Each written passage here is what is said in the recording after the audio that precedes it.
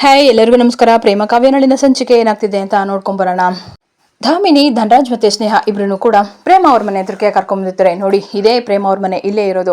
ಅವಳು ತುಂಬಾ ಆರಾಮಾಗಿ ಇದ್ದಾಳೆ ಅನ್ಸುತ್ತೆ. ತುಂಬಾ ಅವಳಿಗೆ ಕೊಬ್ಬು ಬಂದ್ಬಿಟ್ಟಿದೆ. ಸೊ ಅವಳಿಗೆ ಸರಿಯಾಗಿ ಪಾಠ ಕಳ್ಸೋಣ. ಹೋಗು ಸ್ನೇಹ, ಹೋಗ್ಬಿಟ್ಟು ಬೆಂಕಿ ಹಚ್ಚೋಗು, ನಿನ್ನ ಸೇಡ್ನ ತೀರಿಸ್ಕೋಗು, ಅವಳು ಇಲ್ಲೇ ಸುಟ್ಟು ಭಸ್ಮ ಆಗ್ಬಿಡ್ಬೇಕು, ಆ ರೀತಿ ಮಾಡೋಣ, ನಿನ್ನ ಕೋಪ ಎಲ್ಲ ಇಲ್ಲೇ ತಣ್ಣಗಾಗಬೇಕು, ಆ ರೀತಿ ಮಾಡು ಅಂತ ಹೇಳ್ತಾರೆ.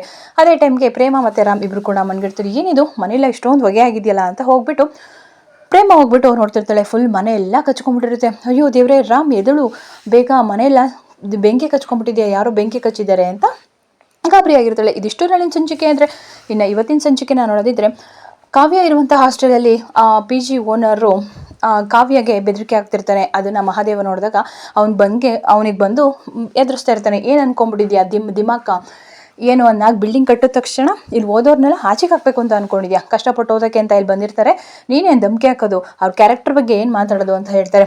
ಬಿಡಯ್ಯ ಕಯ್ಯ, ಏನು ಅನ್ಕೊಂಡ್ಬಿಟ್ಟಿದ್ಯಾ, ಇಲ್ಲಿ ಇದೇ ರೀತಿ ಇರಬೇಕು, ಇಲ್ಲ ಅಂತ ಅಂದರೆ ಎಷ್ಟೋ ಜನ ದುಡ್ಡು ಕೊಡ್ತೀವಿ ಅಂತ ಕೈ ಕೊಟ್ಟು ಓಡೋಗಿದ್ದಾರೆ, ಇಲ್ಲ ಅಂದರೆ ನಮ್ಮಿದು ನಾವೇ ಕಳ್ಕೊಬೇಕಾಗತ್ತೆ. ಅಯ್ಯೋ ನಿನ್ನ ದುಡ್ಡಿನ ಪಿಶಾಚಿ, ನಿನ್ಗೇನೋ ಬೇಕು, ದುಡ್ಡಲ್ವೇನೋ ತಗೋ. ಆ ಹುಡುಗಿ ತಂಟೆ ವಿಷಯಕ್ಕೆ ಇನ್ಯಾವುದು ಕೂಡ ಹೋಗಬಾರ್ದು. ಇವತ್ತಲ್ಲ ಇನ್ನು ಮುಂದಕ್ಕೂ ಕೂಡ ನಾನೇ ಅವ್ಳ PG ದುಡ್ಡನ್ನ ಕಟ್ತೀನಿ. ಇನ್ನೊಂದು ಸಲ ಅವ್ಳ ಬಗ್ಗೆ ಆಗಲಿ, ಅವ್ಳ ಗಂಡನ ಬಗ್ಗೆ ಆಗಿ ಮಾತಾಡಿದ್ರೆ ಸರಿಗಿರಲ್ಲ ಅಂತ ವಾರ್ನಿಂಗ್ ಕೊಡ್ತಾನೆ.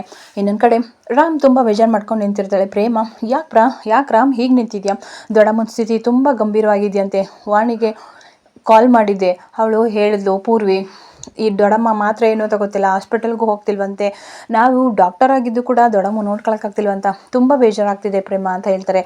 ಆಗ ಪ್ರೇಮ, ಅದಕ್ಕೆ ರಾಮ್ ನಾನು ಕಷಾಯನ ತಂದುಕೊಟ್ಟಿದ್ದು ಅಂತ ಮಾತಾಡ್ತಿರ್ತಾರೆ. ಅದೇ ಟೈಮ್ಗೆ ಯಾರೋ ಪೇಷಂಟ್ ಬಂದು ಹೋಗ್ತಾಳೆ. ಪ್ರೇಮಗೆ ಒಂದು ಕಾಲ್ ಕೂಡ ಬರುತ್ತೆ.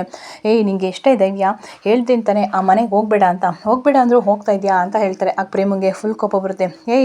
ಯಾರು ನೀನು, ನಾನು ಬೆನ್ನಿಂದೇನೆ ಅಂದ್ಕೊಂಡು ಈ ರೀತಿ ಎಲ್ಲ ಮಾತಾಡಿ ನನ್ನ ಬೆದರಿಕೆ ಆಗ್ತಿದ್ಯಾ, ನಿನ್ನ ಬೆದರಿಕೆಗೆಲ್ಲ ನಾನು ಬೆದರೋಳಲ್ಲ, ಗೊತ್ತಾಯ್ತಾ, ಅದು ನನ್ನ ಮನೆ, ನನ್ನ ಗಂಡನ ಮನೆ, ನಮ್ಮ ಅತ್ತೆ ಮನೆ, ನನ್ನ ಅತ್ತೆ ನನ್ನ ಎಷ್ಟು ಪ್ರೀತಿಸ್ತಾರೋ ನಾನು ಅಷ್ಟೇ ಪ್ರೀತಿಸ್ತೀನಿ, ನೀನು ಯಾರು, ನಿಂಗೆ ಧೈರ್ಯ ಇದ್ದರೆ ಬಾ ನನ್ನ ಎದುರಿಗೆ ಅಂತ ಹೇಳ್ಬಿಟ್ಟು ಧಮಕಿ ಆಗ್ತಾಳೆ. ಇನ್ನೊಂದು ಕಡೆ ಕಾವ್ಯ ಕಾಲೇಜ್ ಒಳಗಡೆ ಅಡ್ಮಿಷನ್ ಮಾಡೋಕ್ಕೆ ಹೋಗ್ತಾಳೆ. ಮಹಾದೇವನು ಕೂಡ ಒಂದು ಬೊಕ್ಕೆ ಇಟ್ಕೊಂಡಿದ್ದಾನೆ. ಬರ್ತಾಳೆ. ಅಣ್ಣ ನಮಸ್ಕಾರ ಅಂತ ಹೇಳ್ತಾಳೆ. ಅದೇ ಹಸಿರು ಸೀರೆ ಉಟ್ಕೊಂಡು ಕುಳ್ಳುಕೋಯ್ತಾಳಲ್ಲ, ಅವರೇ ನನ್ನ ಹೆಂಡ್ತಿ, ಸೂಪರ್ ಬಿಡೋಣ, ನೀನು ಛಲಗಾರ, ನೀನು ಹೆಂಡ್ತಿ ಓದಿಸ್ಬೇಕು ಅಂತ ಇಷ್ಟೆಲ್ಲ ಕಷ್ಟಪಟ್ಟಿದ್ಯಾ, ನಿಜವಾಗ್ಲೂ ಗ್ರೇಟ್ ಅಂತ ಹೇಳ್ತಾರೆ. ಸರಿ ಆಯಿತು ಅಂತ ಹೇಳ್ಬಿಟ್ಟು ಅದೇ ಟೈಮ್ಗೆ ಒಂದು ಕಾಲ್ ಬರುತ್ತೆ. ಅಲ್ಲಿನ ಅಧ್ಯಕ್ಷರು ಕೂಡ ಬರ್ತಾರೆ, ಮ್ಯಾನೇಜ್ಮೆಂಟು. ಏನು ಮಹಾದೇವ ಇಲ್ಲೇ ಕೂತಿದ್ಯಾ, ಮತ್ತೆ ಯಾರಿಗೋಸ್ಕರ ಧರಣಿ ಮಾಡೋಕ್ಕೆ ಬಂದಿದ್ಯಾ? ಅಯ್ಯೋ ಹಾಗೇನಿಲ್ಲ ಸರ್, ನಿಮಗೆ ಕೃತಜ್ಞತೆ ಹೇಳಬೇಕು ಅಂತ ಬಂದಿದ್ದೀನಿ, ನೀವು ಮಾಡಿದ ಸಹಾಯಕ್ಕೆ ನಾನು ಮರ್ತ್ಬಿಟ್ರೆ ಹೆಂಗೆ ಹೇಳಿ, ಅದಕ್ಕೋಸ್ಕರ ನಿಮಗೆ ಕೃತಜ್ಞತೆ ಹೇಳಿ ಟ್ಯಾಂಕ್ಸ್ ಹೇಳೋಣ ಅಂತ ಬಂದಿದ್ದೀನಿ ಅಂತ ಹೇಳ್ತಾರೆ. ನೀನು ಹೆಂಡ್ತಿ ಕಾವ್ಯ ಅಡ್ಮಿಷನ್ ಆದರೆ? ಹ್ಞೂ ಸರ್ ಅಡ್ಮಿಷನ್ ಆಯಿತು, ಒಳಗಡೆ ಹೋದರು ಅಂತ ಹೇಳ್ತಾರೆ. ಅಂದ್ಬಿಟ್ಟು ಆ ಮ್ಯಾನೇಜರು ಅಲ್ಲಿಂದ ಹೋಗ್ತಾರೆ. ಆಗ ಕಾವ್ಯ ಒಂದು ಮ್ಯಾನೇಜರ್ ಹತ್ರ ಬಂದು ಕೇಳ್ತಾರೆ, ಸರ್ ನಮಸ್ತೆ ಅಂತ ಹೇಳ್ಬಿಟ್ಟು, ಅಲ್ಲಿನ ಮಾಸ್ಟರ್ ಅಂತಲೇ ಹೇಳ್ಬೋದು. ಹಾಗೆ ನೋಡ್ಕೊಂಡು ಬರ್ತೀನಿ ಅಂತ ಮಹಾದೇವನು ಕೂಡ ಒಳಗಡೆ ಬರ್ತಾರೆ. ಆಗ ಅವಳು ಫೈಲ್ನ ಕೊಡ್ತಾಳೆ. ತುಂಬ ಚೆನ್ನಾಗಿ ಓದಿದ್ಯಾ ಕಣಮ್ಮ, ಇಲ್ಲಿ ಸೀಟೆಲ್ಲ ಕ್ಲೋಸ್ ಆಗಿ ನಿನ್ಗೆ ಹೇಗೆ ಸೀಟ್ ಕೊಟ್ಟರು ಅಂದರೆ ಗೊತ್ತಾಗ್ತಿಲ್ಲ, ನಿನಗೆ ಸೀಟ್ ಕೊಟ್ಟಿರೋದು ಯಾರೋ ಇಲ್ಲಿ ಇನ್ಫ್ಲೂಯೆನ್ಸ್ ಮಾಡಿ ನಿನಗೆ ಕೊಡಿಸಿದ್ದಾರೆ ಅಂತ ಹೇಳ್ತಾರೆ. ಆಗ ಕಾವ್ಯ, ಸರ್ ಅದೆಲ್ಲ ಇಲ್ಲ ಆಯಿತಾ, ನಾನು ಓದಿಗೆ ತಕ್ಕಂಗೆ ಪರಿಶ್ರಮಕ್ಕೆ ಸೀಟ್ ಸಿಕ್ಕಿದೆ ಅಂತ ಹೇಳ್ತಾರೆ. ಏನು ಬಹಳ ಅಹಮಿಂದ ಮಾತಾಡ್ತಿದ್ಯಾ? ಸರ್ ಇರೋದನ್ನೇ ಹೇಳ್ತಿರೋದು, ನನ್ನ ಒಂದು ಮೆರಿಟಿಗೆ, ನನ್ನ ಒಂದು ಟ್ಯಾಲೆಂಟ್ಗೆ ಇಲ್ಲಿ ಕೊಟ್ಟಿದ್ದಾರೆ ಅಂತ ಹೇಳ್ತಾರೆ. ಹೌದಾ, ಹಾಗಾದ್ರೆ ಇನ್ನೊಂದಿನ ನೋಡೋಣ, ನಾನು ಮಾಡಿರೋ ರಿಸರ್ಚ್ ಪೇಪರ್ನ ಓದ್ಬಿಟ್ಟು ಅದ್ರ ಬಗ್ಗೆ ಫುಲ್ ಹೇಳು ಅಂತ ಹೇಳ್ತಾರೆ. ಹೌದಾ, ನಿಮ್ಮ ಪೇಪರ್ ನಾನು ಆಲ್ರೆಡಿ ಓದಿದ್ದೀನಿ ಸರ್ ಅಂತ. ಹೌದಾ, ಓದಿದ್ರಾ? ಅದರಲ್ಲಿ ಯಾವುದೇ ಕ್ವಶನ್ ಕೇಳಿದ್ರು ನೀವು ಆನ್ಸರ್ ಮಾಡ್ತೀರಾ? ಹೌದು ಸರ್, ನೀವೇನೇ ಕೇಳಿ ನಾನು ಆನ್ಸರ್ ಮಾಡ್ತೀನಿ. ಏನು ಓದಿದ್ದೀನೇನೋ ದಿಮಾಕ ಸರ್, ನಿಮ್ಮ ರಿಸರ್ಚ್ ಪೇಪರ್ಗಿಂತ ನಾನು ಮುಂಚೆ ಅದೇ ಥರ ಇರೋದನ್ನು ರಿಸರ್ಚ್ ಪೇಪರ್ ತುಂಬಗಳು ಓದಿದ್ದೀನಿ. ಅಂದರೆ ಏನು ಹೇಳ್ತಿದ್ಯಾ, ನಾನು ಕಾಪಿ ಮಾಡಿದ್ದೀನಿ ಅಂತ ಹೇಳ್ತಿದ್ಯಾ? ಸರ್ ನಾನು ಕಾಪಿ ಮಾಡಿದ್ದೀನಿ ಅಂತ ನಿಮಗೆ ಡೈರೆಕ್ಟಾಗಿ ಹೇಳ್ತಿಲ್ಲ, ಡೈರೆಕ್ಟಾಗಿ ಹೇಳ್ತಿರೋದ್ರೇನು, ಅದೇ ತಾನೇ ಇರೋದು, ನಾನು ಕಾಪಿ ಮಾಡಿದ್ದೀನಿ ಅಂತ ನನಗೆ ಹೇಳ್ತಿದ್ಯಾ? ಸರ್ ಆದರೂ ಕೂಡ ನೀವು ಮಾಡಿರೋದು ತಪ್ಪು, ನೀವು ಮಾಡಿರೋದು ಕಾಪಿ ಅನ್ನೋದೇ ಅದರಲ್ಲಿ ಪಿನ್ ಟು ಪಾಯಿಂಟ್ ಹೋಗೋದಾಗುತ್ತೆ, ನೀವು ಅದರಲ್ಲಿ ಬರೆದಿರೋದು ಮೆನ್ಷನ್ ಮಾಡಿರೋದು ಪ್ರತಿಯೊಂದು ಡಿಟ್ಟೋ ಇದೆ, ಹಾಗಾಗಿ ನಾನು ಹೇಳಿದೆ ಅಷ್ಟೇ, ಅದು ಬಿಟ್ಟು ಬೇರೆ ಇನ್ನೇನಿಲ್ಲ ಅಂತ ಹೇಳ್ತಾರೆ. ಇದು ತುಂಬ ಅತಿ ಆಯಿತು ಅಂತ ಹೇಳಿ ಪ್ರಿನ್ಸಿಪಲು ಏನು ಬಾಯಿಗೆ ಬಂದಂಗೆ ಬೈದಿರ್ತಾರೆ. ಆಗ ಮಹಾದೇವ ಫುಲ್ ಕೋಪ ಬರ್ತಿರುತ್ತೆ. ಕಾವ್ಯ ಅವಳಿಗೆ ಸರಿಯಾಗಿ ಉತ್ತರ ಕೊಡು, ಅವನಿಗೆ ಬೆವರಿಳಿಸೋನಿಗೆ ಅಂತ ಹೇಳ್ತಾರೆ.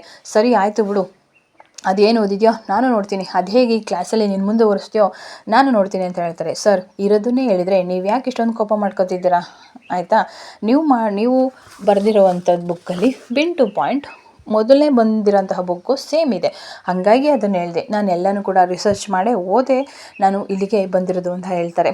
ಸರಿ ಆಯಿತು, ನಿನ್ನ ಮಾತು ಸಾಕು, ಇಲ್ಲಿಂದ ಲಾಸ್ಟ್ ಕ್ಲಾಸಲ್ಲಿದೆ, ಹೋಗು ನೀನು ಅಲ್ಲಿಗೆ ಅಂತ ಹೇಳ್ತಾರೆ. ಆಗ ಸರ್ಗೆ ಫುಲ್ಲು ಬೆವರಿಳ್ದೋಗಿರುತ್ತೆ. ನೀರು ಕುಡಿತಾ ಇರ್ತಾನೆ. ಆಗ ಮಹಾದೇವ ಅದು ನೋಡಿ ವಾ ಸಖತ್ತಾಗಿ ಮಾತಾಡಿದೆ, ಆ ಸರ್ಗೆ ನೀರನ್ನೇ ಕುಡಿಸ್ಬಿಟ್ಲು ನಮ್ಮ ಕಾವ್ಯ. ಇದು ಮಹಾದೇವನ ಹೆಂಡ್ತಿ ಅಂದರೆ ಮಾತು ಅಂತ ಒಬ್ಬೊಬ್ಬನೇ ಮಾತಾಡ್ತಿರ್ತಾರೆ. ಅದು ಹೇಗೆ ನನ್ನ ಹೆಂಡ್ತಿಯ ನೀನು ದೂರ ಮಾಡ್ತೀಯ, ನಾನು ನೋಡ್ತೀನಿ ಕಣ್ಲ, ನಾನು ಹೆಂಡ್ತಿ ಮುಟ್ಟು ನೋಡು ನಿನಗೆ ಹಾಗೆ ಮಾಡ್ತೀನಿ ಅಂತ ಹೇಳ್ತಾರೆ. ಆಗ ಪ್ರಿನ್ಸಿಪಲು ಬೇಜಾರು ಮಾಡ್ಕೊಂಡು ಅಲ್ಲಿಂದ ಹೋಗ್ತಿರ್ತಾರೆ. ಯಾಕೆ ಇಲ್ಲಿ ಹೋಗ್ತಿದ್ದೀರಾ ಅಂದರೆ ನಂಗೆ ಸ್ವಲ್ಪ ರೆಸ್ಟ್ ಬೇಕು, ಮನೆಗೆ ಹೋಗ್ತೀನಿ ಅಂತ ಹೇಳ್ತಾರೆ. ಅದನ್ನು ಮಹಾದೇವ ನೋಡ್ಕೊಂಡು ನಗಾಡ್ತಿರ್ತಾಳೆ. ಹಬ್ಬ ನನ್ನ ಹೆಂಡ್ತಿ ಬಂದು ಮೊದಲನೇ ದಿವಸನೇ ಕ್ಲಾಸ್ ಬಿಡಂಗೆ ಮಾಡಿಬಿಟ್ಲಲ್ಲ ಅವ್ವ, ಸೂಪರ್, ನಿಜವಾಗ್ಲೂ ಗ್ರೇಟ್, ಇವಳು ಸಾಧನೆ ಇಡೀ ಎಲ್ಲರಿಗೂ ಗೊತ್ತಾಗಬೇಕು, ಹಾಗಾಗುತ್ತೆ ಅಂತ ಅಂತಾರೆ. ಅದೇ ಟೈಮ್ಗೆ ಪ್ರೇಮ ಕಾಲ್ ಮಾಡ್ತಾರೆ. ಮಹಾದೇವ್ ಅವರೇ ಎಲ್ಲಿದ್ದೀರಾ, ಚೆನ್ನಾಗಿದ್ದೀರಾ ಅಂತ ಹೇಳ್ತಾರೆ. ನನ್ನ ತಂಗಿ ಕಾವ್ಯ ಓದ್ಲಾ, ಅಡ್ಮಿಷನ್ ಆಯಿತಾ? ನಿನ್ನ ತಂಗಿ ಅಡ್ಮಿಷನ್ ಆಗೋಯ್ತು, ಒಳಗಡೆ ಹೋಗೋ ಆಯಿತು, ಒಬ್ಬರಿಗೆ ಚಳಿನೂ ಬಿಡಿಸಾಯಿತು, ಚಳಿ ಬಿಡಿಸಿ ಕ್ಲಾಸಿಂದ ಅವರು ಮನೆಗೆ ಹೋಗಂಗಾಯ್ತು. ನಿಜವಾಗ್ಲೂ ನಿನ್ನ ತಂಗಿ ಅಸಾಧ್ಯವಾದಳು ಪ್ರೇಮ್ ಅವರೇ, ನಿಜವಾಗ್ಲೂ ಅವಳು ಸೂಪರ್ ಬಿಡಿ, ಅವಳು ಸಾಧನೆ ಎತ್ತರಗೋವರೆಗೂ ಹೋಗ್ತಿರುತ್ತೆ ಅಂತ ಹೇಳ್ತಾರೆ ಮಹಾದೇವ. ನಿಜವಾಗ್ಲೂ ನೀವು ಮಾಡಿರುವಂತಹ ದೊಡ್ಡ ತ್ಯಾಗ ಮುಂದೆ ಏನೂ ಅಲ್ಲ ಬಿಡಿ ಅಂತ ಪ್ರೇಮ ಹೇಳ್ತಿರ್ತಾರೆ. ಇನ್ನೊಂದು ಕಡೆ ಕಲ್ಯಾಣಿ ಬೇಜಾರು ಮಾಡ್ಕೊಂಡು ಹಾಗೆ ಕೂತಿರ್ತಾಳೆ. ಧಾಮಿನಿ ಬಂದುಬಿಟ್ಟು ಅಕ್ಕ ತೊಗೊಳ್ಳಿ, ಮಾತ್ರೆ ತೊಗೊಳ್ಳಿ ಅಂತ ಹೇಳ್ತಾರೆ. ಇಲ್ಲ ನನಗೆ ಮಾತ್ರೆನೂ ಬೇಡ, ಏನು ಬೇಡ, ಯಾಕೆ ಇಷ್ಟೊಂದು ಸುಸ್ತಾಗಿದ್ದೀರಾ, ಬನ್ನಿ ಹಾಸ್ಪಿಟ್ಲಿಗೆ ಹೋಗೋಣ, ಯಾವ್ದಾದ್ರು ದೊಡ್ಡ ಆಸ್ಪತ್ರೆಗೆ ಅಂತ ಹೇಳ್ತಾರೆ. ಅಯ್ಯೋ ದೊಡ್ಡ ಆಸ್ಪತ್ರೆಗೆಲ್ಲ ಏನಕ್ಕೆ, ನಿಮ್ಮ ಮಗನೇ ಡಾಕ್ಟ್ರ್ ಅಲ್ವಾ, ಹಾಗಾಗಿ ರಾಮನ ಬರೋಣ ಅಂತ ಅವರೇ ಟ್ರೀಟ್ ಮಾಡ್ತಾರೆ, ಅವರೇ ನೋಡ್ತಾರೆ ಅಂತ ಕೇಳ್ತಾರೆ. ಏನು ರಾಮ? ಇಲ್ಲ ಬೇಡ ಬೇಡ, ಅವನಿಗೆ ನನಗೆ ಹುಷಾರಿಲ್ಲ ಅಂತ ಗೊತ್ತಿದ್ರು ನನ್ನ ನೋಡೋಕ್ಕೆ ಬರ್ದಲೆ ನನ್ನಿಂದ ದೂರ ಹೋಗಿದ್ದಾರೆ, ಅವ್ರಿಗೆ ಬೇಡ ಅಂದಮೇಲೆ ನನಗೇನು ಬೇಕು, ಬೇಡ, ಅವ್ರು ಯಾರೂ ಬರೋಲ್ಲ ಬಿಡಿ ಅಂತ ಹೇಳಿಬಿಟ್ಟು ಹಿಂಸೆ ಮಾಡಿ ಮಾತ್ರೆ ನಾವು ಕೊಟ್ಬಿಟ್ಟು ನುಂಗಿಸ್ಬಿಟ್ಟು ಬರ್ತಾಳೆ. ಅದೇ ಟೈಮ್ಗೆ ಮಹೇಶ್ವರಿ ಕಿಟ್ಟಿ ಇಬ್ಬರು ಕೂಡ ಅಡ್ಡ ಹಾಕಿ ನಿಂತಿರ್ತಾರೆ. ನಿಂತ್ಕೊಳ್ಳೆ, ಏನು ಮಾಡೋಕ್ಕೆ ಕೊಟ್ಟಿದ್ಯಾ ಈ ಮನೇಲಿ, ನೀನು ಬಂದು ಇಷ್ಟೊಂದು ದಿವಸ ಆಯಿತು, ಹೋಗಬೇಕು ಅಂತಲೇ ನಿನಗೆ ಗೊತ್ತಿಲ್ಲ, ಏನು ನಮ್ಮ ಅಕ್ಕನಿಗೆ ನಯಸ್ ಮಾಡಿ ತಲೆ ಸೌರಿ ಅವ್ರಿಗೆ ಹತ್ರ ಆಗಬೇಕು ಅಂತ ನೋಡ್ತಾ ಇದೆಯಾ ನೀನು, ನಿಂಗೆ ಎಷ್ಟೇ ಇದೆಯಾ, ಮರ್ಯಾದೆಯಿಂದ ಇವತ್ತೇ ಮನೆ ಬಿಟ್ಟು ಹೋದರೆ ಸಾಕು ಅಂತ ಧಾಮಿನಿಗೆ ಧಮಕಿ ಆಗ್ತಿರ್ತಾಳೆ. ಕಿಟ್ಟಿನೂ ಅಷ್ಟೇ, ಅವನು ಕೂಡ ಧಮಕಿ ಆಗ್ತಾನೆ. ನೋಡು ಈ ಕಿಟ್ಟಿ ಸುಮ್ಮನೆ ಅಲ್ಲ, ನೋಡೋಕ್ಕೆ ಈ ದಿನ ಅಷ್ಟೇ ಮುದ್ದೆ ಥರ, ನಾನು ಮಾತ್ರ ಟೆರರು, ನಿನ್ನನ್ನು ಮಾತ್ರ ಸುಮ್ಮನೆ ಬಿಡಲ್ಲ ಯಾವುದೇ ಕಾರಣಕ್ಕೂ, 3 ಗಂಟು ಮೂಟೆ ಕಟ್ಕೊಂಡು ಈಗಲೇ ನೀನು ಹೋಗ್ತಾ ಇರಬೇಕು, ನೀನು ಇಲ್ಲೇ ಏನು ಟಿಕಣಿ ಓಡ್ಕೊಂಡು ಕೂತಿರೋ ಥರ ಇದೆಯಲ್ಲ, ನಾನು ಏನು ಅನ್ಕೊಂಬಿಟ್ಟಿದ್ದೀಯಾ ನೀನು, ರೌಡಿಗಳಿಗೆ ರೌಡಿ ನಾನು, ಗೊತ್ತಾಯ್ತಾ ಅಂತ ಹೇಳ್ತಾರೆ. ಆಗ ಧಾಮಿನಿ ಬೇಜಾರು ಮಾಡ್ಕೊಂಡು ದಯವಿಟ್ಟು ನನ್ನ ಅರ್ಥ ಮಾಡ್ಕೊಳ್ಳಿ, ನಾನು ಎಲ್ಲಿಗೆ ಅಂತ ಹೋಗಲಿ, ನನಗೆ ಯಾರಿದ್ದಾರೆ, ಇಲ್ಲೇ ಯಾವ್ದಾರು ಒಂದು ಮೂಲೆಯಲ್ಲಿ ಕೂತಿರ್ತೀನಿ ಅಂತ ಹೇಳ್ತಾರೆ. ಆಗ ಮಹೇಶ್ವರಿ ನೋಡಿದೆ ಎಷ್ಟು ನಡುಕ್ತಾ ಇದ್ದಾಳೆ ನೋಡಿ ಅಂತ ಹೇಳ್ತಾರೆ. ದಯವಿಟ್ಟು ನನ್ನ ಕಳಿಸ್ಬಿಡಿ, ನೀವು ಹೇಗೆ ಹೇಳ್ತಿರೋ ಹಾಗೆ ಕೇಳಿಕೊಂಡು ಇಲ್ಲೇ ಇರ್ತೀನಿ, ದಯವಿಟ್ಟು ನನ್ನನ್ನು ಮಾತ್ರ ಇಲ್ಲಿಂದ ಕಳಿಸ್ಬಿಡಿ ಅಂತ ಹೇಳ್ತಾರೆ. ಆಗ ಧಾಮಿನಿ ಅವಳ ಹೊಸ ರೂಪನ ಅವಳೇ ನೆನೆಸ್ಕೊತಾ ಇರ್ತಾಳೆ. ಅಲ್ಲ ನನ್ನ ಮಗನೇ, ನನಗೆ ಧಮಕಿ ಆಗ್ತಿದ್ಯಾ ನೀನೇ ನನ್ನ ರೂಪ ಕಂಡ್ರೆ ಅದ್ರೋಗ್ಬಿಡ್ತೀಯ, ಅಂಥದ್ರಲ್ಲಿ ನೀನು ನನಗೆ ಆಗ್ತಿದ್ಯಾ ಅಂತ ಮನಸಲ್ಲೇ ಅನ್ಕೊತಿರ್ತಾಳೆ. ಧಾಮಿನಿ ಬೇಕು ಅಂತ ಹಾಗೆ ನಾಟ್ಕೊಂಡ್ಬಿಡ್ತಾರೆ. ಹೌದಾ, ನೀವು ಅಷ್ಟೊಂದು ಕೆಟ್ಟವರ ನೀವಿಬ್ರು ಅಂತ ಹೇಳ್ತಾರೆ. ಕೆಟ್ಟವರ, ನಮ್ಮ ಅಕ್ಕ ನಿನ್ನ ಹತ್ರ ಸೈಲೆಂಟಾಗಿ ಮಾತಾಡ್ತಿರೋದೆ ಇದೇ ಮೊದಲು, ಇಲ್ಲ ಅಂತ ಅಂದರೆ ನಿಜವಾಗ್ಲೂ ನೀನು ಇಷ್ಟೊತ್ತಿಗೆ ಬೂದಿ ಆಗೋಯ್ತಿದ್ದೆ ಅಂತ ಹೇಳ್ತಾರೆ. ಆಗ ಧಾಮಿನಿ ಕಾಲಿಟ್ಕೊತಿರ್ತಾಳೆ.